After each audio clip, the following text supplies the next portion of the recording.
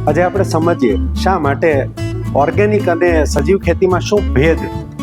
તો અમૃત મીઠી બનાવવાનો એક કોન્સેપ્ટ દીપક સદ્દે આપ્યો. શા માટે આપ્યો? આપણા આહારમાં ન્યુટ્રિશન વેલ્યુનું બહુ જ મહત્વ છે.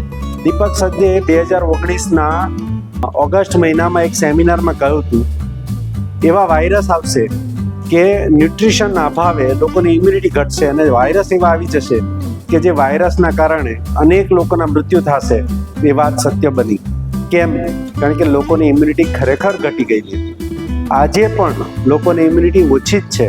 ઇમ્યુનિટી વધારવા માટે ન્યુટ્રિશન વેલ્યુ જોઈએ. તો ન્યુટ્રિશન વેલ્યુ કેવી રીતે મળે? તો કે જ્યાં સુધી માટીમાં સૂક્ષ્મજીવોનું પ્રમાણ વધે નહીં, માટીનો ઓર્ગેનિક કાર્બન વધે નહીં, ત્યાં સુધી આપણે ન્યુટ્રિશન વેલ્યુ ન મળે. ન્યુટ્રિશન વેલ્યુ વધારવા માટે ઓર્ગેનિક કાર્બન અને સૂક્ષ્મજીવો વધારવા જોઈએ. તો શું લાગે છે? ઓર્ગેનિક કાર્બન વધારવામાં એક બાજુ પ્રયાસ કરીએ છીએ, એક બાજુ આપણે ઓર્ગેનિક પેસ્ટિસાઇડનો વગર ઉપયોગ કરતા હોઈએ, તો શું લાગે છે? વધી શકે ખરા? અસંભવ છે.